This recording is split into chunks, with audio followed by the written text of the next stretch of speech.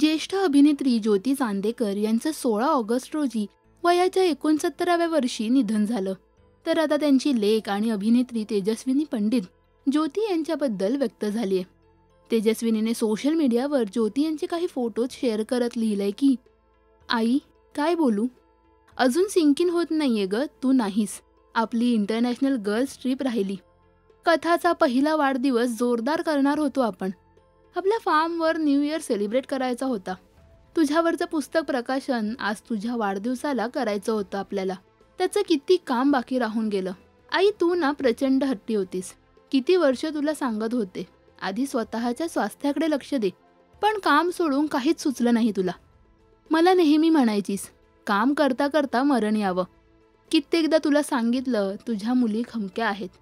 तू आता फक्त तुझ्या आनंदासाठी काम कर, तुझ्या टर्म्सवर. पण कामाप्रती तुझी श्रद्धा काही औरच होती. आणि बरोबरच आहे, कामात स्वतःचा आनंद असणारी मानणारी माणसं आजच्या पिढीत क्वचितच सापडतात. खूप निग्रही, निष्ठावंत, मेहनती होतीस तू आई. खूप धावपळ, खूप काम केलंस. खूप खस्ता खात कष्ट करत आम्हाला वाढवलंस.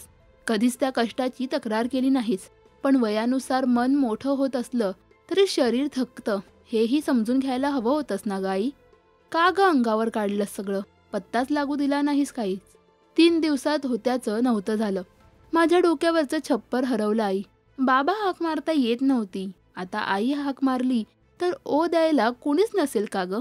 आई तू कलाकार म्हणून भन्नाटच होतीस, आहेस आणि राहशील. तुझ्या भारदस्त आवाजाने आणि पाणीदार डोळ्यांनी तू प्रेक्षकांना कायम भारावून टाकायचीस.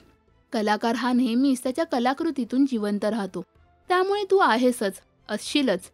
तुझ्यावरचं प्रेक्षकांचं प्रेम बघून खूप कौतुक वाटायचं. यावेळेला मात्र अभिमानाने ऊर भरून आला.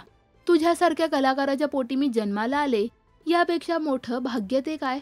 आणि माझी काळजी करू नकोस, तू स्वतः ऐटीत जगलीस, त्यामुळे मला जसं वाढवलं आहेस तशीच मी जगेन. रुबाबाद, फिअरलेस, जिंदा दिल आणि दीदी आणि कथाची काळजी घेईन.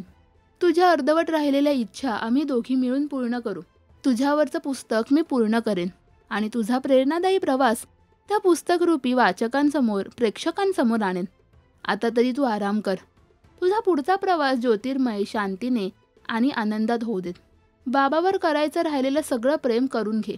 तुम्हाला आता कुणी वेगळं करू शकत नाही. बाबाला माझ्याकडून पप्पी दे आणि दोघेही आमच्यावर लक्ष ठेवा आणि आशीर्वाद देत राहा बस. ज्योती यांनी साकारलेली कोणती भूमिका तुम्हाला आवडते हे आम्हाला कमेंट्समध्ये नक्की सांगा. मराठी सिनेविश्वातील बातम्या, अपडेट्स आणि गॉसिपसाठी सबस्क्राईब करा राजश्री मराठी.